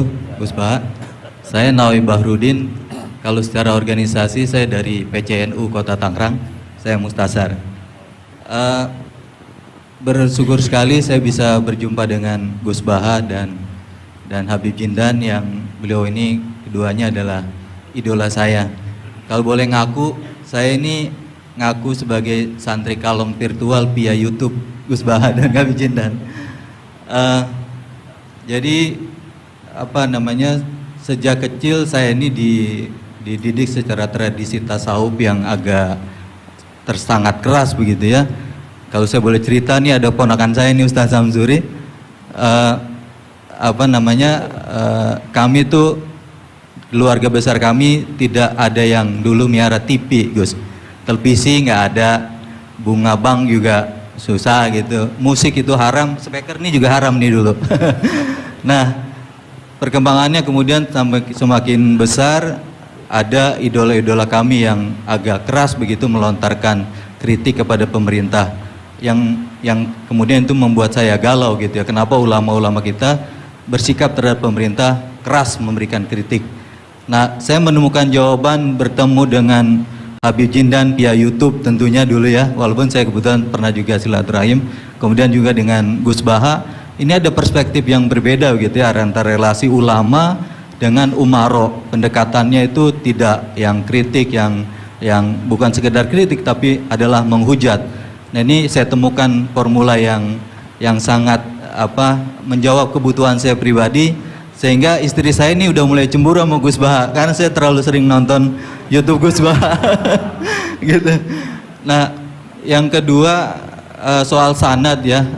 Salah satu bukti saya pernah dengar cerita Gus Baha, agama itu adalah bir-riwayah. Oleh karena itu perlu sanad. Nah, saya merindukan bersanad dengan Gus Baha nih, tapi kan saya bukan santri yang secara langsung. Oleh karena itu dalam kesempatan ini saya ingin minta rukhsah sebetulnya Gus dan Habib. Kami ini kalau boleh mewakili diakui sebagai murid Gus Baha, bisa bersanad walaupun dalam pertemuan tatap mukanya saat ini aja baru. Mudah-mudahan ke depan bisa dilanjutkan. Terima kasih Gus. Assalamualaikum warahmatullahi wabarakatuh. Nggak apa-apa Ustaz, sahabat aja sekali ketemu Nabi langsung jadi sahabat kok. Baik, Gus Baha barangkali duluan. Kiai Abdurrahman Sahal, Kiai Ustaz Nawawi. Iya. Apa saya Gus? Iya. Begini ya, masalah cangkem elek tadi ya. Bakat tuh sampean? Sudah, alhamdulillah sudah bakat. Karena kalau lewat Habib Jindan tidak pantas, beliau biar sempurna saja, tidak usah sanad itu. Jadi begini, dulu ketika Sulhul Hudaybiyah itu kan umat Islam sedikit sekali, terus dipaksa untuk pulang dari Mekah, tidak boleh umroh. Terus sahabat berkomitmen berani mati bela-belain Rasulullah SAW. Ketika berani mati ini digojlok sama orang musyrik. Jangan-jangan setelah kami perang betul, kamu meninggalkan Muhammad. Ini omongannya orang musyrik. Abu Bakar, itu semua ulama tahu kalimat itu, cuma tidak usah diterjemah. Umsus bidrollat katanya. Itu padahal Abu Bakar yang ngetikan itu. Karena memang ekstrim. Terus kedua, ada orang Bedui itu ngukur seorang nabi itu dengan hal-hal yang kurang baik. Misalnya begini, ya Muhammad, kamu ngeklaim tahu berita langit, coba unta saya yang hilang itu di mana? Katanya tahu berita langit, sekarang tahu nggak unta saya hilang itu di mana? Mobil saya di mana? Begitu juga ketika untanya hamil, bunting itu tanya, Muhammad, kalau kamu nabi katanya tahu berita langit, kamu tahu isinya yang di unta saya ini? Itu ada sahabat yang saking nggak kuatnya demi bela nabi itu, udah kalau tanya gitu tanya saya terus. Terus si tadi orang tadi dibilangin sahabat, nazauta 'alaiha fakanat minha sakhlah. Jadi intinya ini Habib Jindan biar senyum-senyum aja. Jadi intinya kadang ad-difa sama orang-orang gitu mau tidak mau nggak ada pilihan itu. Kalau yang ma'ruf di Quran ya uffil lakum wa lima ta'buduna min dunillah. Jadi ketika Nabi Ibrahim, ini sering saya patah-patah supaya tidak paham semua karena ini sanad kurang baik. Tapi kebutuhan itu. Biasanya yang minta itu yang jenisnya ya, seperti ini yang sudah cangkem elek cuma butuh legitimasi gitu. Jadi dia butuh nggak tanggung jawab, dilimpahkan ke saya. Kalau saya kalaupun salah kafaro saya banyak. Saya kan ngapalin Quran. Kalau orang itu hafal Quran, inna wa ta'ala la yu'adibu qalban wa al Quran. Kalau kamu sekali salah, adabnya banyak. Kalau saya punya penawar banyak itu. Jadi faja'alahum judadan tadi. Siapa yang memecahi berhala ini? Kata Ibrahim, yang bawa kapak. Kenapa mecahin? Mungkin sentimen dia ingin disembah sendiri katanya. Tanya yang bawa kapak. Kata orang-orang kafir, kamu kan tahu berhala itu tidak bisa ngomong, masa disuruh nanya? Otak kamu di mana? Nggak bisa ngomong, nggak disuruh nanya. Otak kamu di mana? Ibrahim balik, ya balik apa? Balik ngendikan, balik mengatakan uffil lakum. Otak kamu lalu di mana? Kayak ditanya aja nggak bisa jawab kok kamu sembah. Jadi di beberapa kesempatan sahabat belain Nabi sampai gitu. Jadi banyak orang Bedui, orang-orang peradaban. Karena Nabi itu memang nyatanya mendapat berita dari langit, mereka terus itu dijadikan alasan. Unta saya hilang di mana Muhammad? Ini di mana? Unta saya ini hamil, itu bentuknya kayak apa? Katanya kamu tahu berita langit. Masa gini aja enggak tahu? Ya terus tadi. Saya enggak tahu, sahabatnya mungkin kayak jenengan enggak tahu saya. Terus dia ambil, udah tanya saya aja. Nazauta 'alaiha fakanat minka minha sakhlak. Nazauta itu sudah paling anaknya ya kayak kamu lah, kamu yang nazauta 'alaiha, enggak usah diterjemah nazauta 'alaiha itu. Tapi potongan-potongan gini tahu kira nazauta 'alaiha itu kayak. Artinya ya memang dalam banyak hal memang nggak bisa dihindari hal-hal seperti itu. Ya tapi tentu yang suasananya ilmiah, bukan hadzun nafsi ya. Suasananya yang ilmiah bukan apa? Hadzun nafsi. Karena kadang-kadang memang mau nggak mau kayak ya tadi orang-orang yang menghujat Nabi, orang-orang yang apa itu. Kadang-kadang paling efektif itu ya jawab seperti itu. Ya, jawab seperti itu. Itu sudah berapa tadi? 3 kan? Nah, itu bukti bahwa kadang-kadang itu nggak ada pilihan dalam menjelaskan. Ya, nggak ada pilihan dalam menjelaskan. Ya, maksudnya seperti itu. Tapi tidak tahu saja. Daripada anggawah bibitan kan kasihan. Saya aja yang jawab. Nah, terus tadi yang Jalalain rutin sanad saya memang. Sebetulnya kalau saya boleh milih di mana-mana sanad tuh ngajinya utuh. Saya dulu ngaji Mbah Mun itu mulai Jamul Jawami, Fathul Wahab banyak. Sebagai keluarga Quran, bapak saya itu hafal Quran tuh kayak Fatihah, ma'ruf itu di daerah saya. Tidak ada orang hafal Quran kayak Fatihah kayak bapak saya itu. Makanya tradisi keluarga kami memang Quran. Terus babah kami juga dari ulama Lasem, Habib Jidan pernah rawuh di mbah saya. Kebetulan pondoknya mbah saya namanya juga Al-Fakhriyah Habib. Jadi karena kalau konstruksinya tidak khatam seperti ini namanya ijazah amma. Ijazah amma ya cukup lah buat rame-rame. Tapi secara keilmuan itu masalah karena konstruksinya belum selesai. Makanya tadi saya senang Habib Jidan ketika cerita ada orang ngajar lumak. Usul fikih itu perangkat yang mau tidak mau untuk alat tafsir. Misalnya begini, wa antasma'u bainal ukhtain, tidak boleh mengumpulkan perempuan 2 yang kakak beradik jadi istrinya 1 orang. Itu bainal ukhtain itu min itlaqil ba'di wa iradatil kul. Yang dimaksud Allah adalah mengumpulkan 2 orang yang ada hubungan mahram. Coba kalau kita misalnya bikin gerakan kembali ke Quran, berarti yang haram hanya antasma'u bainal ukhtain. Padahal yang haram adalah bainal mar'ah wa ammatiyah, wala bainal mar'ah wa khalatiyah, wala bainal mar'ah wa jaddiyah. Pokoknya 2 perempuan yang ada hubungan mahram tidak boleh dikumpulkan dalam satu pernikahan. Bayangkan kalau orang tidak ahli usul fikih kemudian dia mentafsirkan Quran terus dia hanya pegang wa antasma'u bainal ukhtain. Itu juga anak tiri. Ada aturannya, lafadz yang keluar karena ghalib itu tidak punya makna. Misalnya begini, anak tiri yang nggak boleh dinikahi adalah waroba ibukumul lati fi hujurikum, anak tiri yang serumah. Padahal anak tiri serumah tidak serumah, kalau ibunya sudah kamu kumpulin kan tidak boleh dinikah. Lalu kata fi hujurikum di sini adalah yakhruju makhrujal ghalib. Ya umumnya anak tiri itu serumah tapi bukan punya ikatan apa? Hukum. Nah, hal seperti itu kan riskan kalau kita tidak mengaji usul fikih apa kaidah fikih. Misalnya gini, ada ular di dalam, terus kiainya bilang, Jamal ambilkan tongkat. Terus kamu karena agak dipanggil namanya, terus gak ngambil tongkat. Oh yang dipanggil Jamal bukan saya. Ini santri geblek dah. Sebenarnya kata manggil itu qaulun nabi li ahadin min ashabi itu qauluhu lil jami'. Yang hal-hal yang baik, yang darurat siapapun yang bisa melakukan harus melakukan itu meskipun nggak Panggil. Coba semua wiridan, ya Mu'ad inni uhibbuka.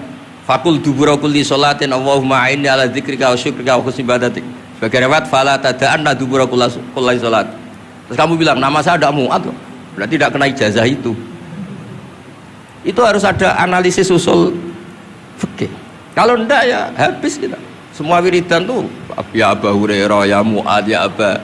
Nah, terus kamu saya ada yang di maksiati Rasulullah, ada yang diijazahi, ya enggak bisa. Jadi masalah sana tuh maunya kalau sampean orang baik ya semua kebaikan tuh saya ijazahkan. Ya tapi tentu beda yang ngaji betulan sama yang ngaji begini-begini itu. Ya memang seperti itu, karena kalau ingin jadi ulama konstruksinya memang harus utuh. Karena tadi ada usul fikih, ada kaidah fikih, ada macam-macam kayak tadi wa antas ma'u bainal ukhtain. Itu ya zaman Nabi Sugeng sudah nambahi wala bainal mar'ati wa amatiha.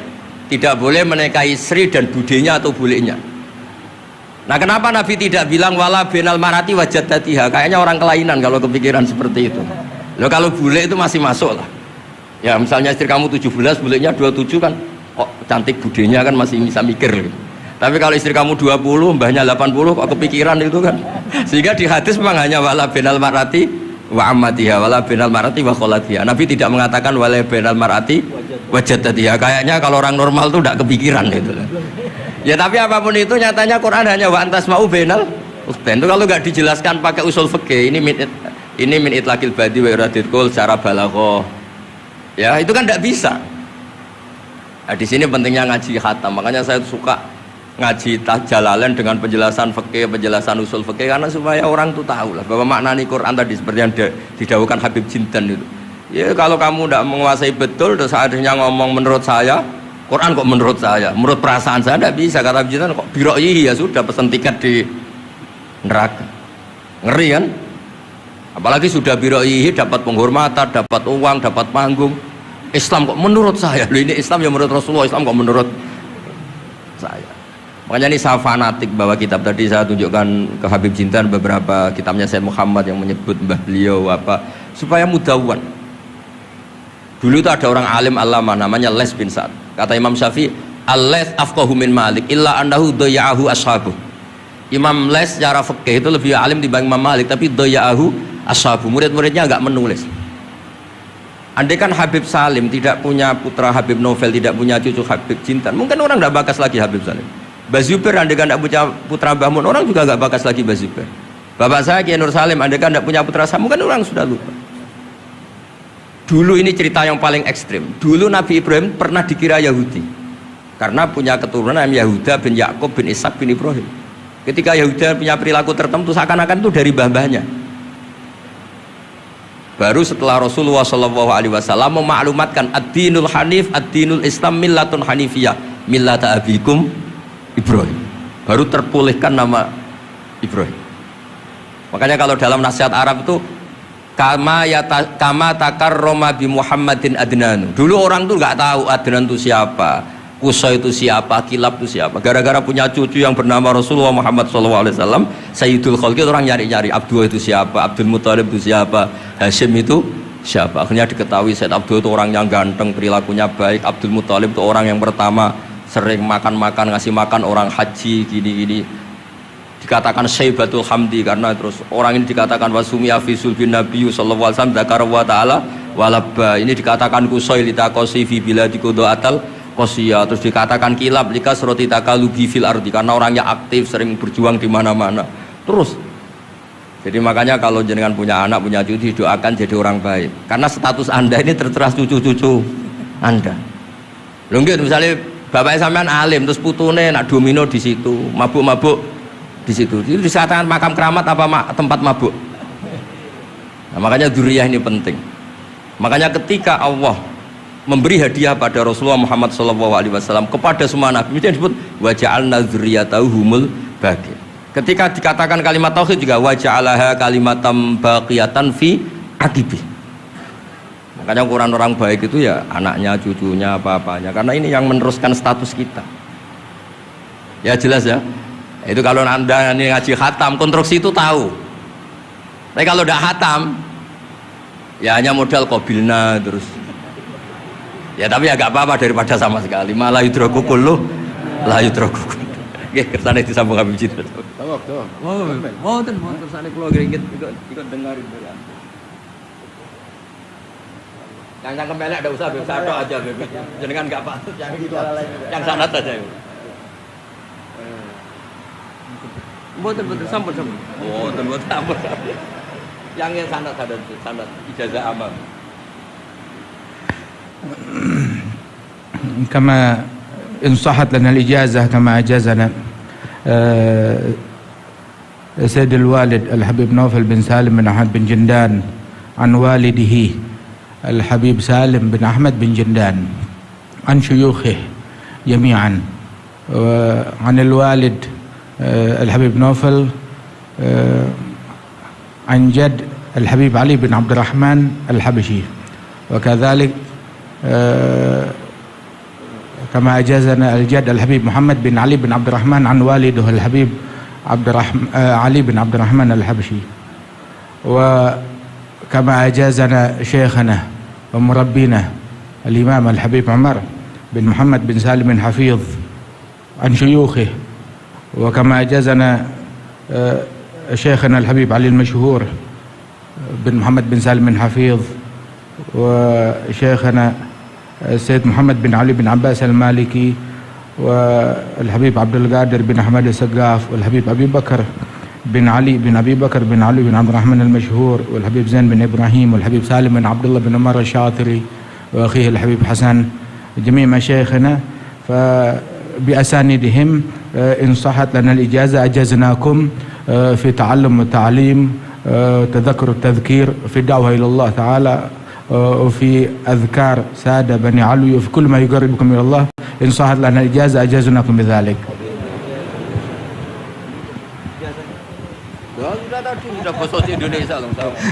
Jadi ijazahnya Gus Baha pakai bahasa Indonesia kata. Jadi kita belum kobil tuh tadi. Insyaallah ya, insyaallah. Ada al-iznu bima'nal ijazah, insyaallah.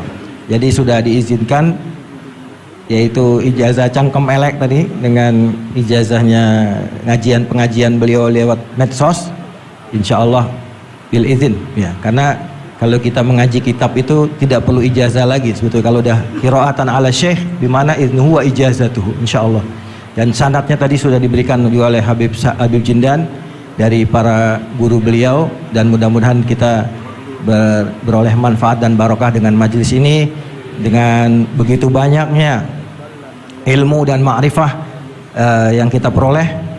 Bahkan kita julus mujalasatul alim, ini termasuk juga dalam kebaikan yang kita dapatkan di hari Asyura ini. Dan karena di dalam Asyura itu ada zur aliman, ziarahi orang alim, dan kita sudah melakukan itu dengan ziarahnya dengan Habib Jindan dan Gus Baha. Dan insya Allah mudah-mudahan kita semua pulang ini beroleh banyak gembolan pahala ya, insya Allah ya, gembolan pahala dan ijazah dari kedua beliau insya Allah ya.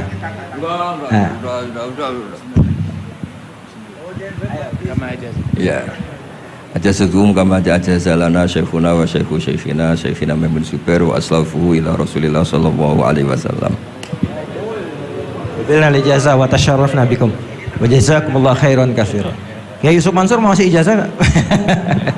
Kali kalau Kiai Yusuf Mansur ngasih duit aja sama kita buat ongkos pulang. Setuju nggak kira-kira? Oh setuju katanya. Baik, alhamdulillah majelis kita berjalan begitu lancar, mudah, tidak ada gangguan kendala, dan semuanya pasti karena barokah para masyayikh kita, para ulama-ulama aslafun saleh yang telah meridhoi dan ridho dengan majelis kita ini. Kita doakan guru-guru kita yang ada di depan ini, beliau-beliau semoga selalu diberikan sehat, panjang umur dalam ta'ah, dalam memberikan manfaat dan ilmunya kepada kita semua, dan menjadikan kita semua yang ada di majelis ini juga selalu menjadi tullabul ilm yang istiqomah, yang selalu meneruskan, insya Allah kita teruskan kepada generasi penerus kita, anak-anak cucu kita, dalam tradisi keilmuan ahlu sunnah wal jamaah yang insya Allah akan selalu eksis di bumi Nusantara ini. Amin ya rabbal alamin. Saya sebagai moderator mohon maaf jika ada kalimat yang keliru dan salah. Kita akhiri dengan membaca subhanakallahumma wa bihamdika asyhadu an la ilaha illa anta astaghfiruka wa atubu ilaik. Dan sebelumnya ada pemberian cindera mata oleh Yayasan Fakhriyah kepada Gus Baha dari Habib Jindan.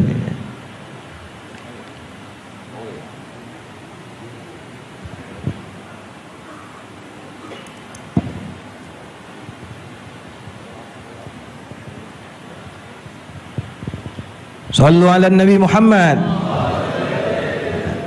Kita senang dengan keberadaan beliau berdua ini, Masya Allah. Dan yang kedua dari Majelis Silaturahim diserahkan oleh Ustadz Mustafa Ismail. Fadhal, silakan.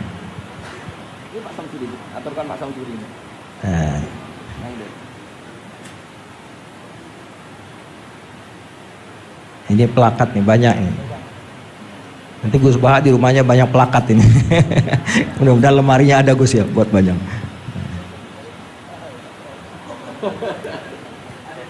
Buat Habib Jindan juga. Dan buat Gus Baha. Baik.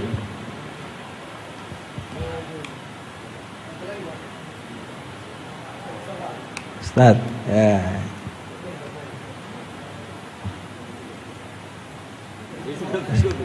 Nah, ini. Saking girangnya sama Gus Baha sampai lupa plakatnya mau dikasih. Salaman duluan, plakatnya belum. Baik. Baik, alhamdulillah, alhamdulillah. Alhamdulillah kita tutup majelis kita dan sekali lagi kami mohon maaf atas segala kesalahan dan kekurangan. Adanallahu wa iyyakum ajmain. Kita setelah ini ada majelis rohah nanti dipandu oleh MC. Dan saya sebagai moderator pamit diri dan assalamualaikum warahmatullahi wabarakatuh.